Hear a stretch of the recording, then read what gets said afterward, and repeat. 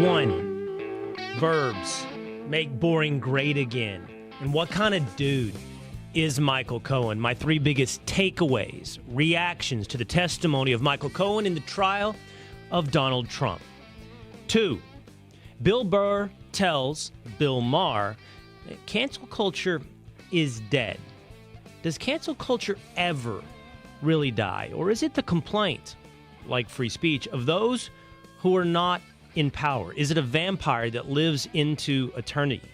A conversation with our lunch break panel.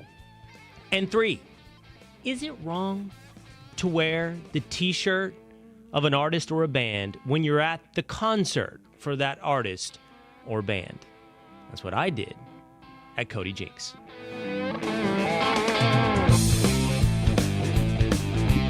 It is the Will Cain Show, streaming live at foxnews.com, on the Fox News YouTube channel, the Fox News Facebook page, and always on demand wherever you get your audio entertainment, at Apple or on Spotify. By hitting subscribe, it'll show up right into your feed whenever you open the app, and it will give you notifications every day when there's a new episode of The Will Cain Show. The same thing will happen on YouTube if you just hit subscribe at Will Cain Show. There's a little button underneath this live stream, and you will get notifications when we go live, but you'll also be treated to past episodes of The Will Cain Show, exclusive interviews, my monologues, my take, Will and Pete, Off the Rails, our lunch break panels, and YouTube shorts. Just hit subscribe to The Will Cain Show on YouTube. I did wear a Cody Jinks concert shirt to see a concert of Cody Jinks. Was that wrong? I don't think it was wrong. Over the weekend, took the boys and the wife. Invited by Cody, one of my favorite artists. Interesting country music artist. Kind of outlaw current country. Very Texas country, but bigger than Texas. But not Nashville. Not Morgan Wallen. 20,000 at Dos Equis in Dallas, but for me, a top fiver. So I am not at all ashamed to show my fandom. You know, of all the things we ever done here on the Will Cain Show, I would have to say, I don't know it's the thing that's gone the most viral, but it is without a doubt the thing that has driven the most comments on Instagram and on TikTok. Was a debate we had with OutKick's Tomi Lahren, the host of Tomi Lahren is Fearless, where she goes on to tell me that men should not wear the jerseys of other men. Like, you shouldn't put on, I shouldn't wear a Dak Prescott jersey. I shouldn't, wear a Vince Young jersey, whatever it may be. And, Tomi delivers it in her very Tomi style, full of passion and certainty.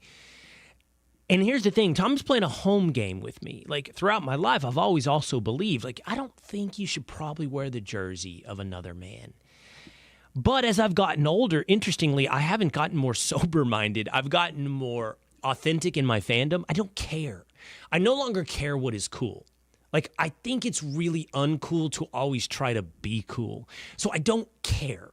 And if I want to wear a jersey and lean into my fandom and have a good time, I'm going to do that. And if I want to wear a Cody Jinks concert shirt to a Cody Jinks concert, I'm going to do that. Because here's the truth. Here's what's authentic.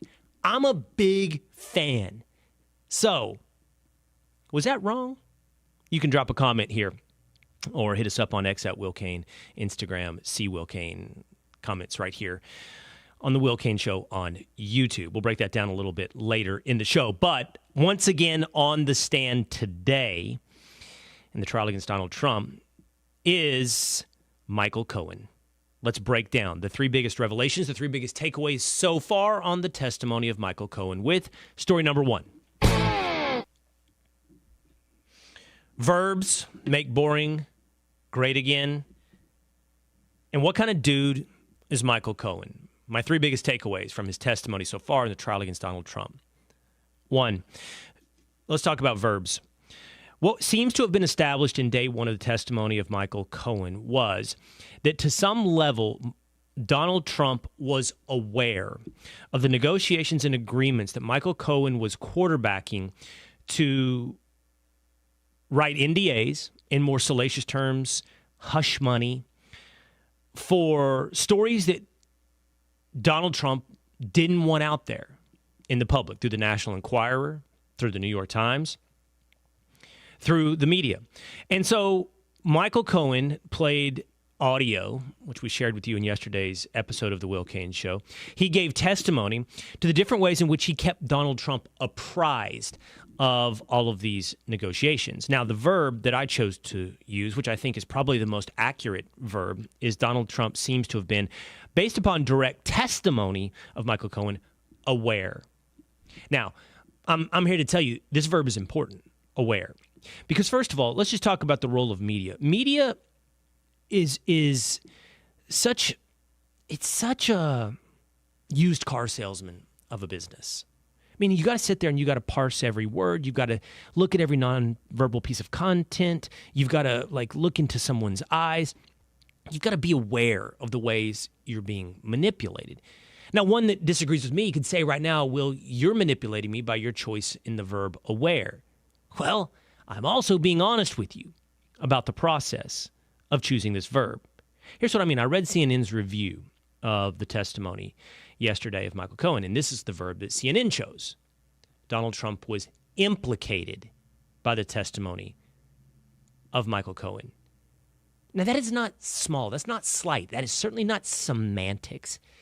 That is designed to make the reader leap to a conclusion of guilt.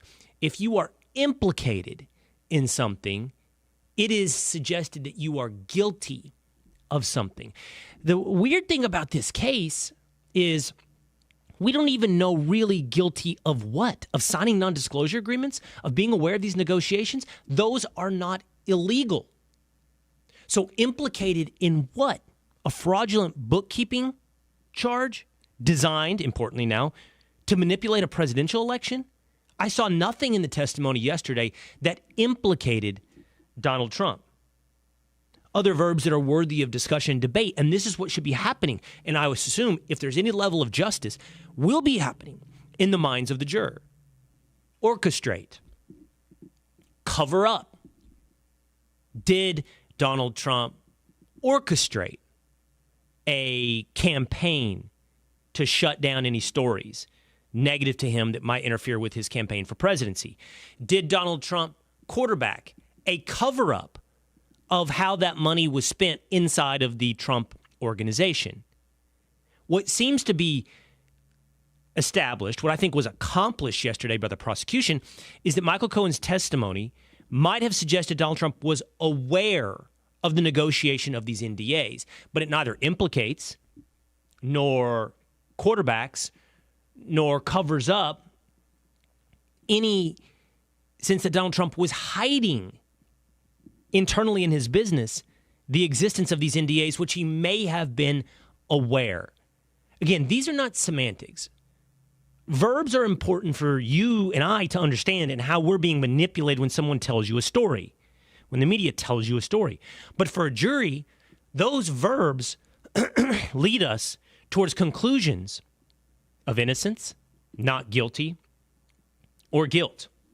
Vivek Ramaswamy, former presidential candidate, who's also considered for the vice presidency, is in that courtroom today. He says, no one can tell you, as he's in the courtroom, presumably posting on X, no one can tell you what exactly Trump is being prosecuted for. After this morning's testimony from Cohen, it's now less clear than ever. There was an hour of testimony establishing that Cohen was the one who submitted the invoices that he said were false. If there was one person who falsified business records, that's Michael Cohen, which leaves Trump's alleged violation less clear than ever. And the choice of those verbs more important than ever. That takes us to number 2. Make boring great again. The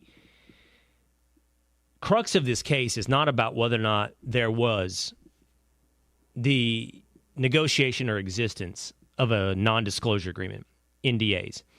The crux of this case is how those were recorded within the Trump administration and whether or not they were hidden from law enforcement or the FEC, the Federal Elections Commission, in covering up these stories.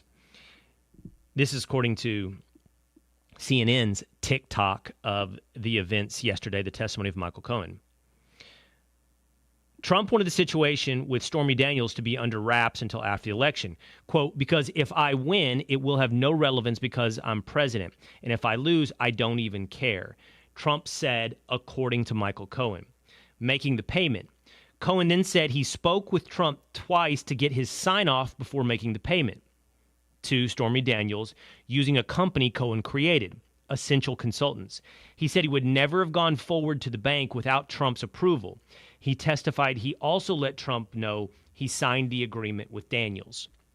This is the boring part of the trial, but this is the important part of the trial. Like, what was negotiated?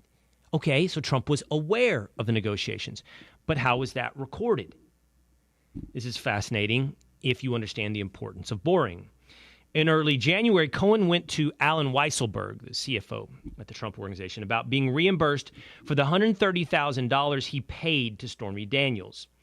According to Cohen, they agreed Trump would pay him $420,000 in all, $130,000 to reimburse him for the payments to Daniels, $50,000 to reimburse him for unrelated tech services, $180,000 to account for estimated taxes. That's what people call a gross up. So he wants an X amount to come into his own personal bank account, so they gross it up for the taxes so he doesn't essentially have to pay the taxes himself. And a $60,000 bonus. The payments will be made over 12 months as like a legal services rendered, since I was going to then be given the title of personal attorney to the president. So this is the crux of the case. Was that $130,000 reimbursement misclassified as legal services in order to hide the existence of the non-disclosure agreement? Well, here's my question for if I were sitting in the courtroom, if I were cross-examining Michael Cohen, if I were sitting in the juror. If the allegation is the $130,000 reimbursement to Michael Cohen was hidden in order to influence an election, my question would be, what about the $50,000 reimbursement for the payment of tech services? I'll read directly from CNN. $50,000 to reimburse him for unrelated tech services. Well, those were part of this $420,000 payment.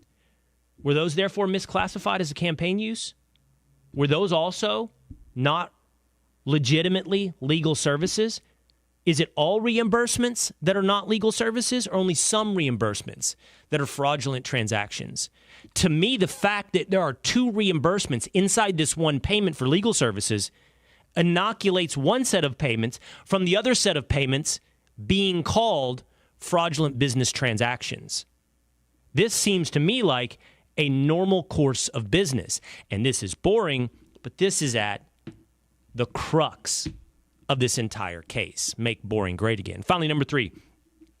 What kind of dude is Michael Cohen? You know, everything you hear in the testimony, everything you read, like, he's a unique creature.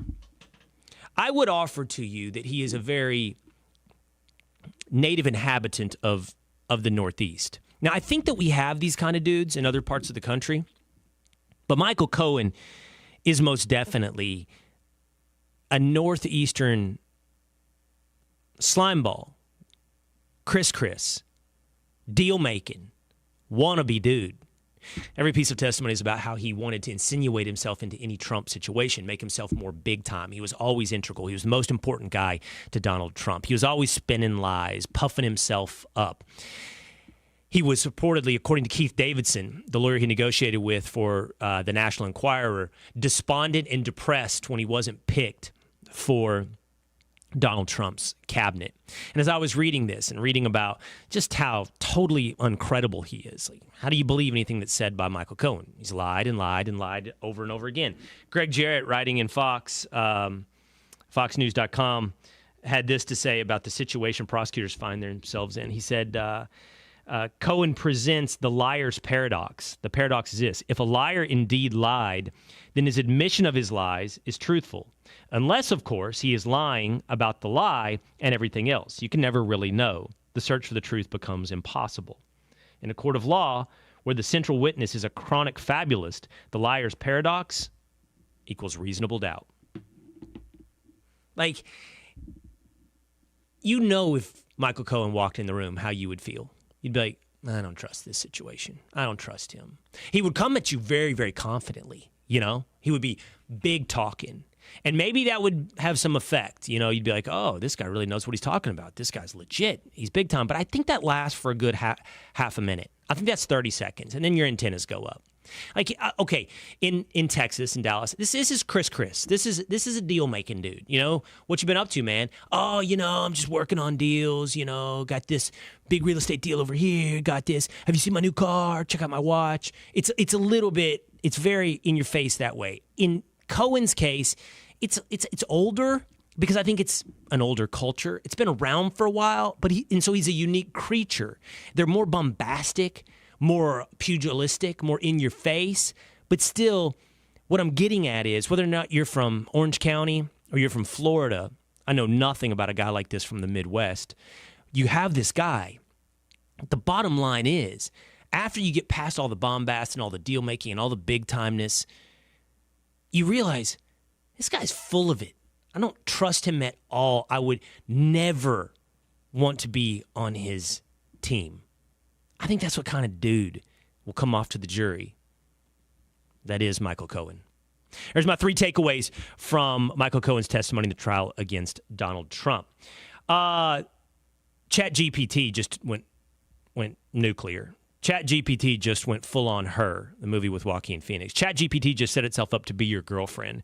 And I've been told everybody's an idiot if you're not using for your work ChatGPT. Plus, Bill Burr versus Bill Maher. Is cancel culture dead, or does cancel culture never die? That's next on The Will Cain Show.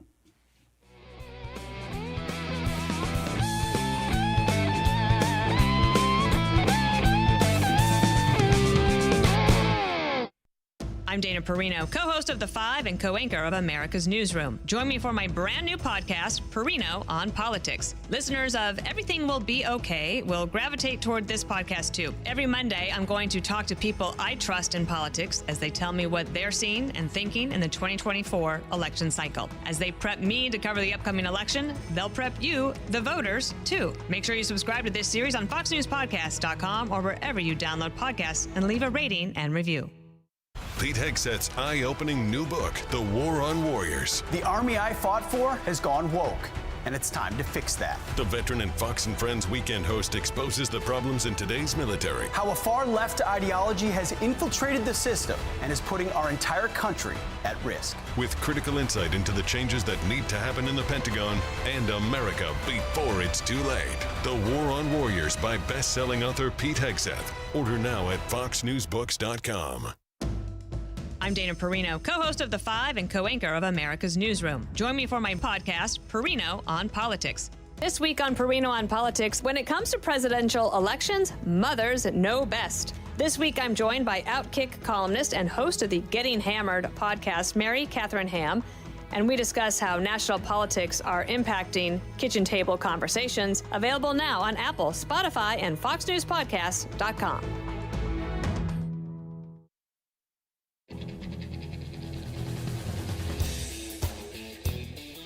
David Freiberg on YouTube says, I agree with not wearing another man's jersey. Like I used to tell my boys, you want to wear a jersey like that, you work hard enough to put your name on the back of the jersey.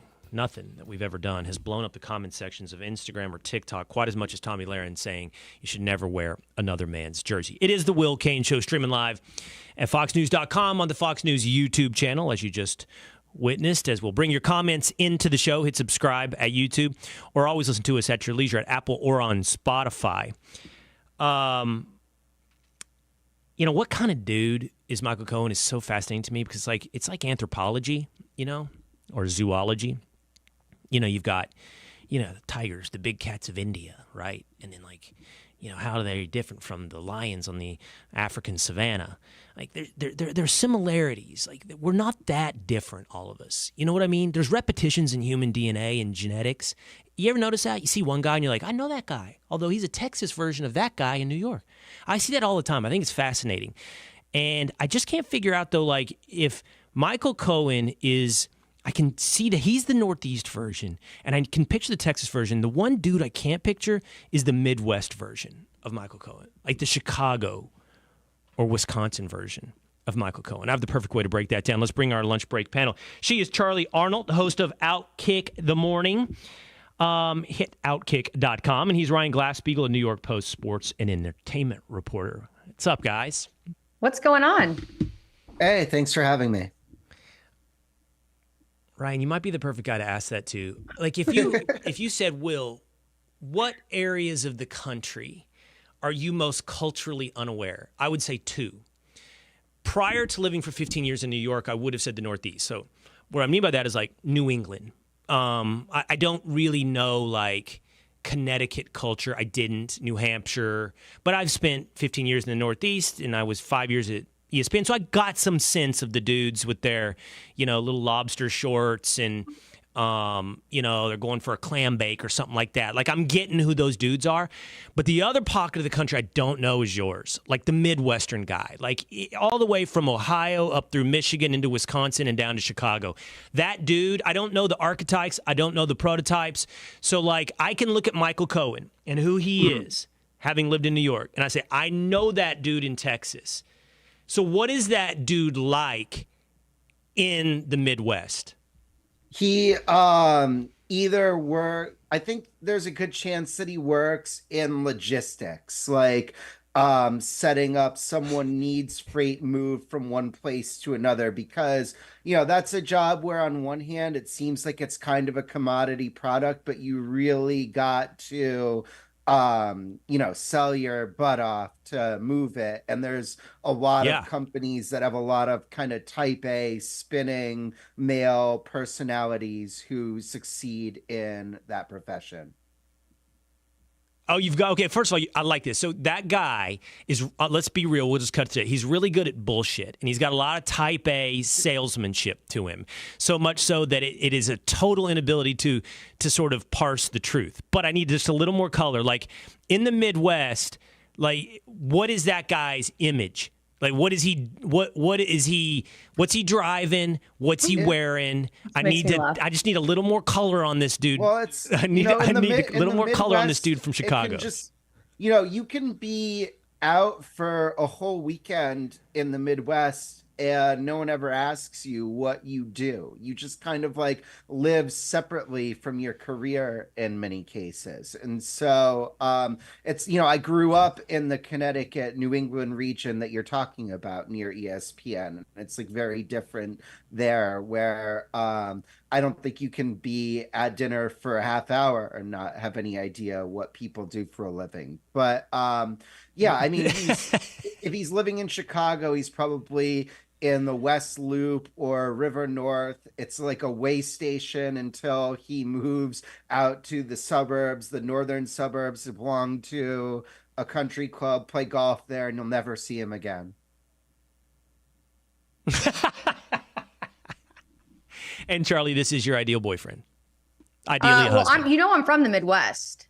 And there's a reason why I was single throughout living in the Midwest. And then now finally I'm on the East Coast. And quite frankly, these are more of my type of men. I like the men who very much lead.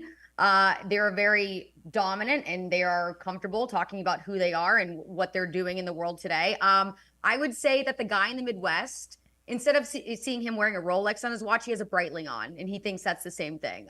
There is definitely levels to it. I think in the Midwest, it's a little more understated. Nothing wrong with it. But once you get to the East Coast, the New York area, the LAs, and even, where you're from in Texas, you see things a little more, I don't know. It's taken up a few notches. But definitely in New York, the guys are much different than they are in the Midwest. But it makes me laugh, Will, because I've been watching Billions. I just started watching Billions, the show that I think it premiered on Showtime in 2015 or so. But I'm on season 3. I'm so wrapped up in it. And it's all about these big wigs in the financial world. And Michael Cohen, I have such a disdain on the show for Chuck Rhodes. He's the attorney general for the Southern District of New York. Michael Cohen is Chuck Rhodes. For anyone out there who is listening, you definitely know what I'm talking about. Billions. That show falls off. No spoilers, but you're at about the peak of it. What's that? Oh, I said the Billions. It gets a lot worse. It falls I'm so off. into it. Yeah, I love it. I'm obsessed right now. I'm so sucked in. So. It's not a show that ever brought me in. I'm Oh my, wrapped really? up right now in Shogun on FX. No, I don't know. There's too many shows. It just, Too I don't many know. shows. Never became the one that I tuned into. Too many shows, but not enough good shows. I want to bring you guys into this. I found this fascinating. So this is Bill Maher versus Bill Burr, talking about where we are in the life cycle of cancel culture. Let's watch this together. Whenever that cancel culture got to the point of where it was, I don't like some of the topics in your stand-up act. Right. Yeah, that's when it got weird. But like, that's Well, all over. It's all over. That's What's over? Cancel culture? yeah. No one cares anymore. That's so not true. Either one of us could get canceled in the next 2 minutes. No. For what? Yeah. Well, if you're not doing anything, well, it's just like you did this joke about this group of people or that group of people, and I've decided to. I don't know. I feel like I'm going back 2 years of my life. mean- Like I don't even think about it anymore. One of the things I do like, that's Club Random, is Bill Maher. Bill Maher has no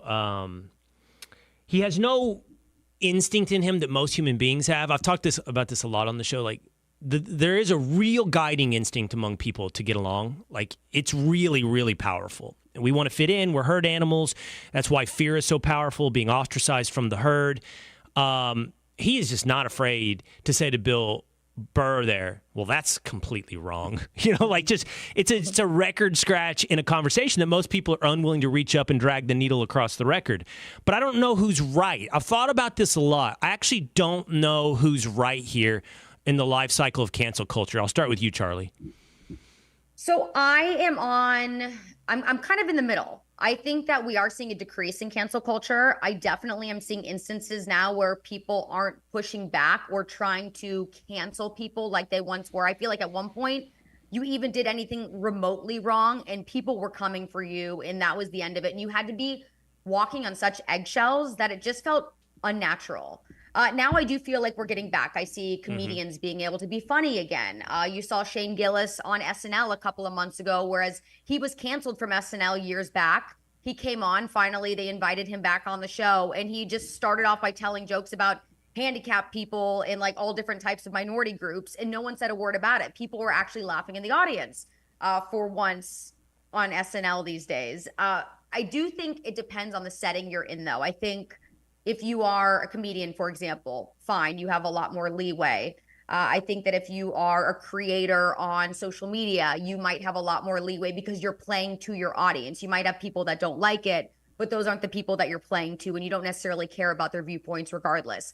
I think that if you're in a corporate setting, you have to be a lot more careful. And I think that's where cancel culture still truly exists, because you have so many different people that you have to play to, and you have a corporate structure that dictates what you can and cannot do. So if you go outside those lines, that's where you can really get in trouble, especially, being in this corporate structure. I understand how it works. And I still feel like most days I am, in a sense, even though I try to be myself as much as I can, I do feel like I'm walking on eggshells just a bit, because I do not want to get in trouble. Ryan, this conversation was kind of around the context of Louis C.K. Bill Maher's like, when does Louis C.K. get to come back? He has been canceled forever under the banner of Me Too. And if you do the relative nature of sins, his sin isn't sort of like capital punishment, death penalty, you never get to come back, your career is dead level. So if cancel culture's over, we should be able to bring back Louis C.K.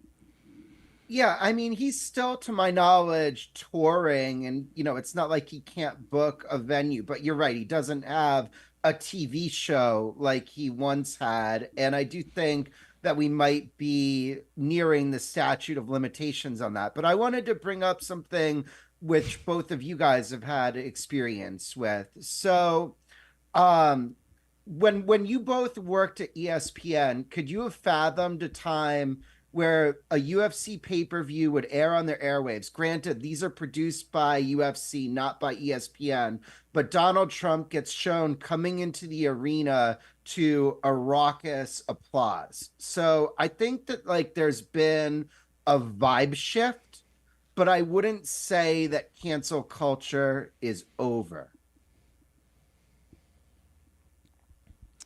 So, I have a different relationship with ESPN than a lot of my former colleagues. I would include Charly, I think, and Sage Steele. My experience with ESPN, and I will say, Charly, and you can address this. Yeah. I do think in a lot of ways I was a black sheep at ESPN. I mean, in every way, I was a black sheep at ESPN. But I was also an acknowledged black sheep. So, there was an article in the Washington Post about ESPN doesn't have a voice like mine. And so I think because of that, I guess the less flattering way to say this is, was I a token? I don't think I was a token. I think that my position came with a certain level of freedom that I did not feel inhibited, Ryan, in a lot of ways that other people have said they did feel inhibited. Now, I'd say this to Charly. I don't know if those inhibitions were about point of view or also job. You know what I mean? Like, my job was to do what I did, And Charly, you were like, I remember you being the moderator on First Take, and that's a different job. Sage was a host of SportsCenter. That's a different job. Now, where you guys are definitely right and true in what you guys had to say is people that had your job that had a different point of view were not shy about sharing those points of view, right? Where you would definitely have been disincentivized as someone who had the same job as, say, what was her name? Michelle Beadle. You would have been disincentivized from doing the same things Michelle Beadle did because your point of view was different. Where with me, if I look back on my time at ESPN, I was really never told I can't say something. I was told, I'm open with honest about this at times, on certain topics, I need to make sure I bring in all points of view. That's the only level of censorship that I ever had. And it was always a point of view that differed from mine, where I feel like if somebody had opinions that were different than mine, they weren't told, well, you should bring on Will to make sure you have another point of view. But anyway, so I don't know. That's just kind of me responding to you bringing up ESPN. Where Donald Trump gets cheered loudly on ESPN airwaves? There was a window where I think the answer is no, Ryan. And I do think that window probably was around, from 16 to, all the way through 20, probably, right? Probably in that time frame. The answer is probably no, Ryan. What do you think, Charly? Yeah, I think we are definitely seeing things shifting. Like I said, I don't think cancel culture has gone away. I think things got so extreme for a little bit that now people are more comfortable having a more open, I guess a more, but debate that partakes in both sides. I think that you are seeing more of that now because people are just sick of one side getting shut down so often and you only seeing things from one point of view. And Will, to your point, when you were on ESPN, I do feel like you were the only person that really represented views from one side, because when you came in, that was the understanding of that was who you were. And they really wanted to embrace that because it's nice to have both sides of the debate present. And you offered a side that I don't think anyone else did. And I think that that's the reason why they didn't say anything to you, that's why I really enjoyed working with you all the time when I was able to, because so often I didn't hear the same points of view that you were exhibiting. And I'm noticing now, though, that, on occasion, it's still present, depending on what the conversation's about. But for the most part, we're really only still hearing on ESPN's airwaves viewpoints from I guess more of a liberal point of view. So moving beyond ESPN, I want to tell you guys something my producer said to me. I just want to see what you guys thought about this. This whole idea that cancel culture is dying, I think all my producers, Tinfoil Pat, Young Establishment James, Two-A-Days Dan, they all said, no, it's never dies. It's always here. I think that here at the Will Cain Show, we have a pretty strong fidelity to free speech, a principled position. But we've also come to realize that don't trust people because whenever someone gets the power, all of a sudden they're not as faithful to free speech and they want to shut down others that disagree with them, left or right. And I just wonder if cancel culture is a little bit like free speech. It's whoever has the power is guilty of exercising cancel culture. And my guys were like, go back to the 90s, Will. They were shutting down. Well, if you can do it both ways. They were trying to focus on the family, and others were shutting down different musical artists, but Rush Limbaugh at the same time got canceled off of ABC, ESPN. So it's always been here. It just shifts hands back and forth by who has the power. The reason that cancel culture will never die and the reason why it has gotten blown out to such extremes is because of social media. And because people have access to witnessing things and recording them and posting them online instantly, whereas they didn't before. I mean, back in the day, I imagine all of the instances. I've probably had many situations myself growing up and in college where I've said and done things that if it were now, probably could have been canceled over it. Might not have the job in television that I mean, I don't know. It just probably depends on, on who was being the judge that day. But now, because everything that's said and done can be posted to the internet and go viral instantly, you have like the people's court at all times. And that's why cancel culture will actually never die, because no one is able to do things privately anymore. Like everything is out there for the world to now judge and dictate whether or not you deserve to be punished. What do you think, Ryan? Like taking it back to the 90s like that. Like, you think it's always been around, cancel culture? This is actually not that new. It's just a little on steroids maybe because of social 90s. media. I mean, look at like the Salem witch trials or McCarthyism, or it does, to your point, switch like a pendulum based on who has the power. And, for a long time, I kind of supported a TikTok ban, but then I thought about it and I'm like, well, they're saying that this could be about, foreign agents gaining access to our distribution channels. Does that sound like something they could use to apply to X, formerly Twitter, with Elon Musk, who is an American citizen but foreign born? And could they make those same arguments they're using to force a sale of TikTok to X?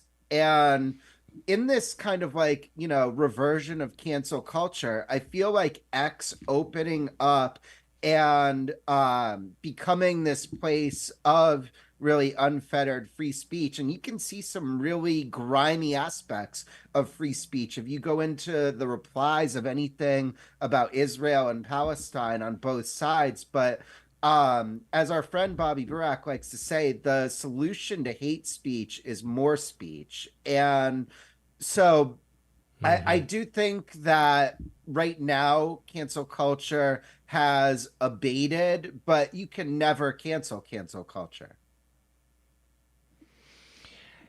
It's funny you bring up the Salem witch trials because talking about this canceling, and Louis C.K., my producers, are like, this is human nature in the end. And that's what makes it interesting to me. Is it human nature? Like, we have to ostracize somebody. In middle school, there was somebody that got sent away from the lunch table, And I don't know why we have to do that, but it's almost like by ostracizing people, we help define who we are. And Louis C.K., you talk about him selling out arenas, that's fine. But you know what? He's not on the Tom Brady roast. He's not invited to whatever is seen as mainstream still. He's still not back at the lunchroom table. And I just wonder what it is about us that says we have to do this. We have to cancel people. We'll just take turns by whoever the cool kids are at the lunchroom table at any given moment in America. El Donaldo Trumpez says on YouTube, are people from the Northeast just generally better than everyone else?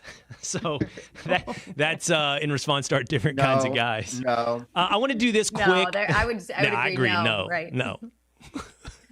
No. They think they are. They think they are, but they're not. Well, so do people in Texas. We think we're better. I like that. You should. You should always think your people are the best. That's part of human nature as well. Well, I'll tell you what. I've got the let's best do this of both quickly. worlds. Grown up in the Midwest, now I'm on the East Coast. I've got like the sweet, kind-heartedness of a Midwest girl, but then I also have like the pompousness of a Northeasterner. So I feel like I've got like a little mishmash going on. I'm going to do this quickly because I don't think I fully understand it. I just know something big's going down. Like OpenAI put out their new thing. ChatGPT is moving into that level of her. Did you guys see that movie with Joaquin Phoenix? Oh my gosh. Never thought it would come to that, but it has. I had not seen it. It's here. Where he has well, you should, because it's really like a fortune-telling style movie. It's not the most entertaining movie, but he falls in love with his AI system. It's Scarlett Johansson's voice. She knows him intimately. They talk. They have a conversation. And these videos they're putting up right now with the new OpenAI, which has like a Siri type effect, it's pure conversational. And it's crazy. Now, that's one way for me to talk about this. But the other way is I had a conversation with an executive at Fox the other day. He said it like this. He said, anyone who's not using this is an idiot. Like, this is changing jobs as we speak. And I've never been a first adopter of anything. I'm just not. It's not who I am. But I feel compelled, like this thing, I think I need to get on it. I don't know how it needs to be involved in the Will Cain Show, but I feel like it needs to. Like I need to have a little Siri right here next to me that could fact check me as I go or something that I can talk to. I don't know yet, but it's going to be here, and I feel like I got to get in. You won't need us as guests anymore, Will. You'll just be able to talk to your AI system and have a full-on conversation, and you won't need us anymore. So your bookers will probably be really happy about that. Well, when I said that, Siri just popped up on my phone and started talking to me. It is scary, though, because that movie that you're referring to, Her, is from 2013. Now we're more than a decade later, and that really is coming to life. When I saw the video that you were referring to about like the real life AI that this guy who was doing a live demo was talking back and forth with, I mean, it's no longer just as simple as you type in something. I mean, they hear your voice. They understand what you're saying. They even heard him breathing and were able to critique his breath work. I mean, it's getting very scary. And I have no doubts in my mind that already we're seeing a rate of singleness in our country that is growing by the years. Like nobody wants to be in real relationships anymore. The birth rate is absolutely plummeting. I have no doubt the movie Her is actually going to come to life, and people are just going to say, you know what? Now I can stay home. I can binge watch my Netflix all night long. I don't have to go out. I can order in DoorDash, don't have to see anyone, don't have to deal with anyone. And I'm just going to date my AI system, and they're going to be the ones who keep me company. We're going to become such an isolated society. It's going to be disgusting. It is scary where all of this That's the dystopian part. Yeah.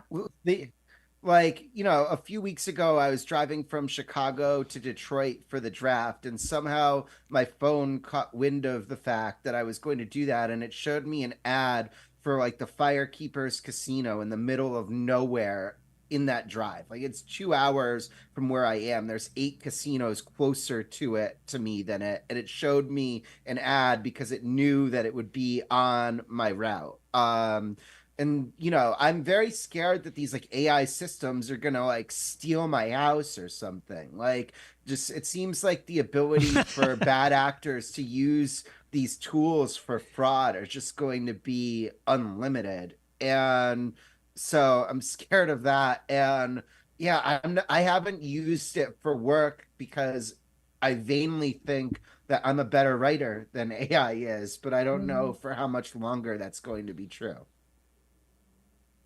I mean, seriously, I do think all those dystopian things that both of you describe, I think are legitimate and real, but I also think you have to lean in because I don't think there's any stopping it.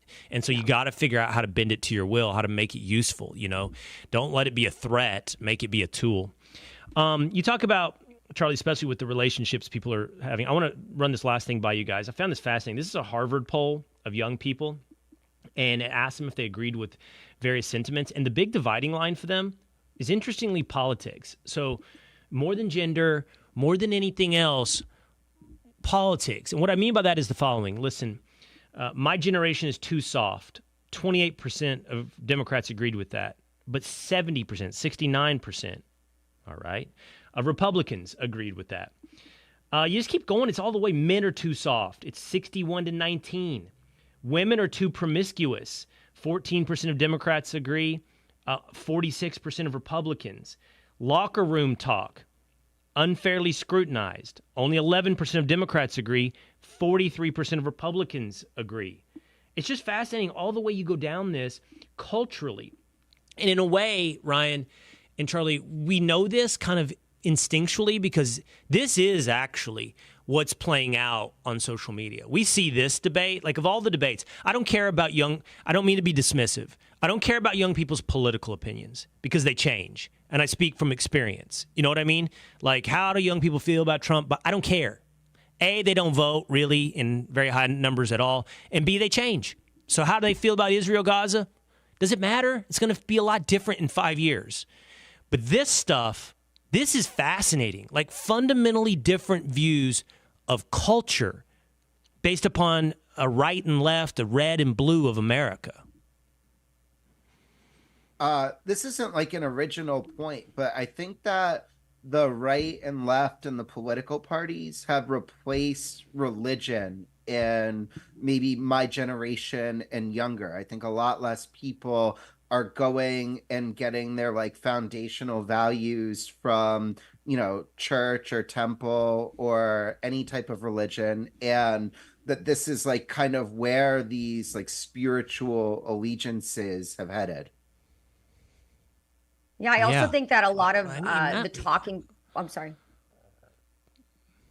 No, go ahead, Charly. I was going to say, I think a lot of the talking points that people are picking up also come from social media and the different people that have big platforms on social media. Like, you know, you talk about how it's more of the Republican demographic that feels like men have gotten too soft. Well, who does a lot of that come from? Andrew Tate preaches that, and he has been for years now. He has such a big following of young men who are now leading into that belief that young men are soft. And I'm also of that belief as well. And I think as far as like women are too promiscuous, he preaches the same thing. And there are many others like Andrew Tate who say the same things, but you find that it's more of those Republican or right-leaning young men who are following creators like that. Whereas, you know, you have a lot of women who are obviously on the opposite spectrum, and women, as we know, tend to be more left-leaning than men do in general. So their stances on all of these topics would obviously be very different. And You know, responding to what both you guys with had to say, social so- media, you opt into who you Go ahead. see. It's not where, you know, the monoculture that the three of us grew up with as recently as the 1980s and 1990s has eroded. Like, think of how famous people were then and how few of them there were. And now think of how many more allegedly famous people there are, but how much less recognized they'd be by wide swaths of the population. Well, here's what I was going to say to both of you guys on your points. Like Andrew Tate, is he a leading indicator or is he a lagging indicator? So does he lead these men into these kind of polls, or is he taking advantage that this sentiment already exists and he is someone who is speaking to a group of people who feel underserved based upon how they view their society and their generation? And then Ryan, I wouldn't dismiss your point as unoriginal. I mean, you know, the thing is, like, we kind of know, and this is the unoriginal part, politics is replacing religion.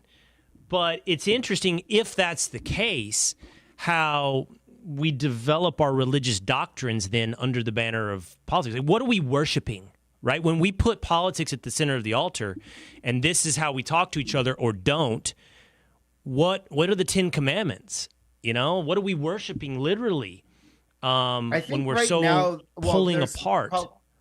Right now, it seems more like the worship is kind of negativity about the other side more than kind of bowing down to like any one singular idol. Although I do think, you know, Obama had a very fervent following, and I believe that Trump does as well. But you know, just in terms of what you were asking about, like Andrew Tate, it's like an algorithmic thing where these platforms know how long you spend with certain personalities or certain topics, and then they serve you more of them. They're all kind of, you know, their business model is maximizing your attention, and they've somewhat savvily realized that the way to maximize your attention is to rile you up.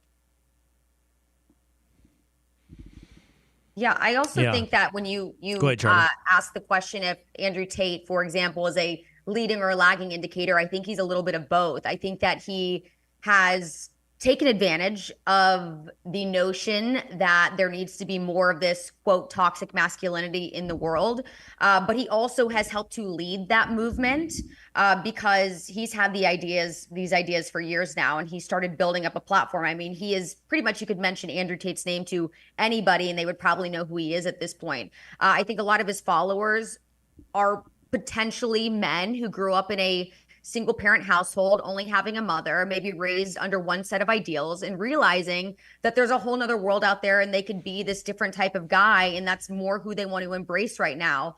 And it rubs off on you too, because that's kind of getting back to the foundations of who men used to be. And I think a lot of people got to a point where they're thinking, oh, this isn't okay or isn't acceptable for a man to act like this. And a lot of that masculinity has been passed on into the hands of a lot of women these days. And I think men are now realizing, especially like you look at the frat boys on the University of North Carolina Chapel Hill's campus, when they finally stood up to those protesters lifting up the American flag, they're being celebrated now. And I think there was a point in time in which they wouldn't have been celebrated. But just back to the idea of cancel culture coming full circle, some of that is disappearing and being celebrated more.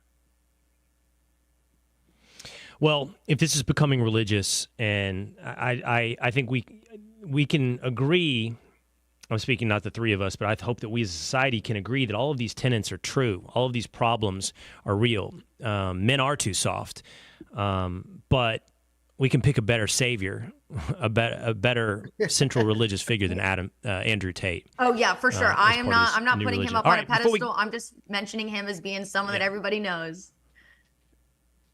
No, you're right. You're right. But it shows the importance of finding someone who can be strong and virtuous and good and uncancelable. All right, I got to go. But I was told before the show, I know at least Ryan has a take on whether or not you're supposed to be wearing concert shirts to the concert. Well, I'm going to be going to Dead & Co. in Las Vegas this week, and I can guarantee you there's going to be thousands of people, maybe with some gray in their beard, breaking that rule, and I intend to be one of them. My whole philosophy on life is do whatever you want that makes you happy, as long as you're not infringing on the happiness of others. I saw this meme earlier this week on X where like this woman took a photo of a man in an airport who like had the audacity to wear New Balance shoes with Adidas pants and a Nike shirt. Like he was like, you know, deserved to be like thrown to a penal colony for 5 years. And it's like, he's getting onto an airplane and you don't know if it's going to be 25 degrees too hot or 25 degrees too cold. Let him live. Yeah, and Will, you know that there's I'm with you. Stores that are selling like hold on, Charlie. Guns N' Roses t-shirts. I'm with you, Ryan. I'm with you, but I also want to be able to judge you if you're wrong. So here's the thing. Here's the key. I get to have fun judging you, but I want to do what I want, so you should do what you want as well. It's just when you're overly trying. Like if you're going through the whole process of like, I don't know, is this a rule? I shouldn't wear my shirt to the concert. Then you stepped wrong. Yeah. You're off on uncool. You're off. So I'm a big Cody Jinks fan. I'm going to wear the shirt to the Cody Jinks concert, Charlie. Is it a vintage? Did you just buy it for this concert? Because vintage t-shirts are always cool. I don't care what anyone says. It's probably worse than that. I probably had it like 6 years. So it's not old enough to be vintage and not new enough to be. I think, you know what? If you have something for 6 years these days, that says a lot about your loyalty to that vintage article of clothing. Clothes I call it vintage. Don't last that long. They fall apart before that now. Yeah. Oh, I don't quit on a garment. Nothing's built to last. I have an old Britney Spears concert t-shirt that I don't wear it, but it's still at my mother's house. And I'm going to have it for life. And I guarantee one day when I put that back on, like as an older woman, I'm going to have people stopping me on the street. Where did you get that shirt? That's the coolest thing ever. So rock it. Speaking as someone who has a Britney Spears shirt from Target, I can confirm that you will get comments on it.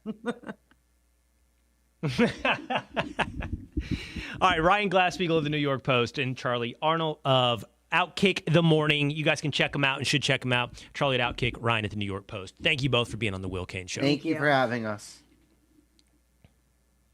All right, so let's bring in the crew in just a moment here on the concert shirt. Was that wrong? Next on the Will Cain Show.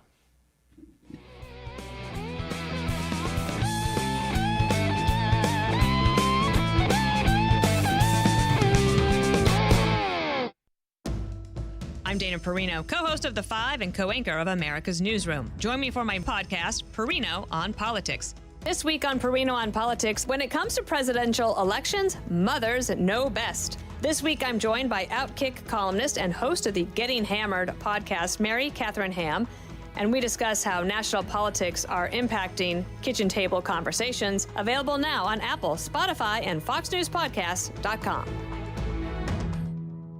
Fox Nation is forever grateful to those who have put this great country first. We're continuing to offer all active military and veterans their first year of Fox Nation for free. Celebrate our country with brand new shows and new seasons of exclusive content you can only see on Fox Nation. War is hell, really. Did you think that you would survive? Honoring those who put their lives on the line and gave their all for our freedom.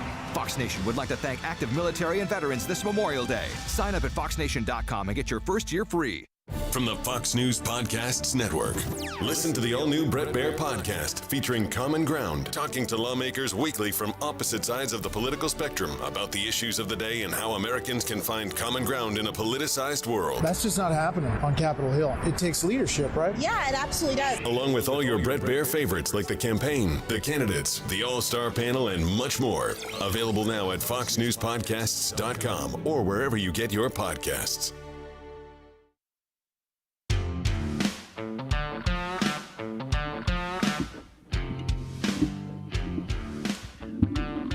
All right, was that wrong? To wear a concert shirt to the concert. It is the Will Cain Show, streaming live at foxnews.com, on the Fox News YouTube channel, the Fox News Facebook page, always on demand at Apple, Spotify, or on YouTube. Just hit subscribe. Let's bring in the Willisha. Tinfoil Pat. Young Establishment James and Two-A-Days Dan. Which one of you told me that it might have been wrong, what I did? It was Dan. I brought it up because it's always been a funny conversation I've had with my friends that you get made fun of if you wear a concert tee to a band's concert. And so I thought it was kind of funny that you had done it. So therefore I brought it up.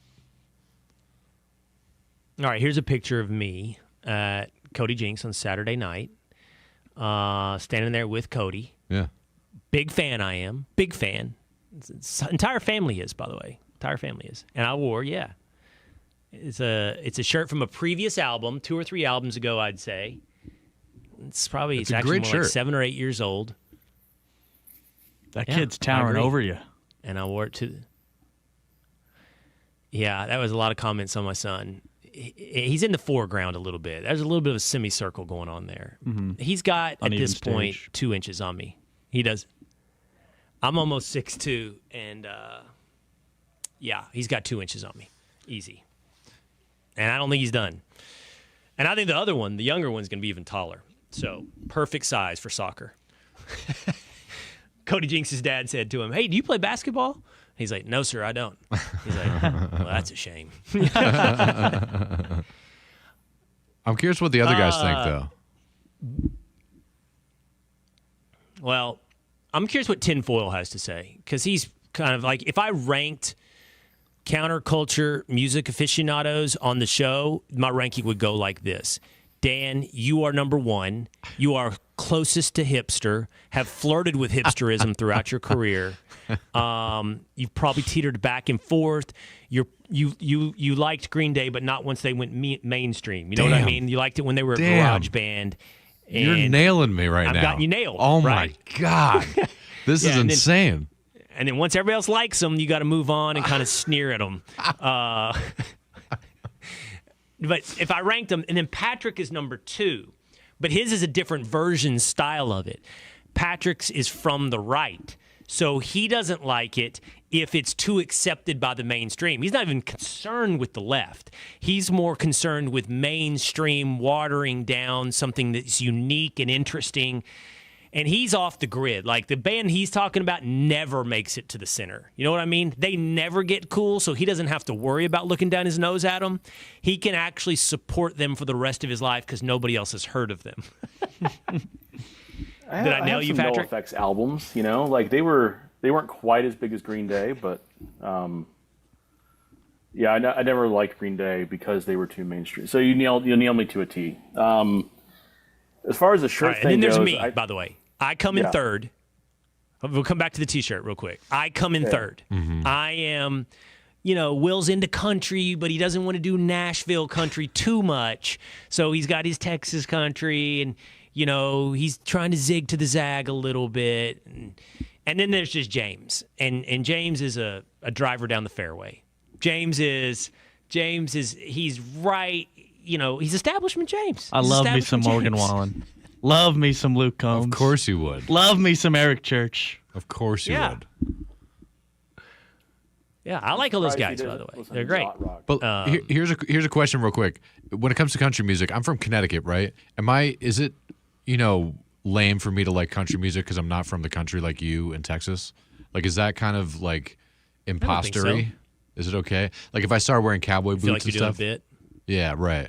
I feel like I'm kind of like, jumping into something that I shouldn't be. I think there are styles of cowboy boots that you could adopt, and I could advise you through that, where you would be still, you're not clearly putting on the costume of cowboy, Right. but you're going a little more blue collar. But no hat. You know what I mean? So one of my friends there at Fox is very into country, and I got him the open road hat because he wanted a hat. Do you know what the open road is? I think so. It's a very hipster cowboy hat. Yeah. It's the LBJ hat. Yeah. Cut down brim, more circular.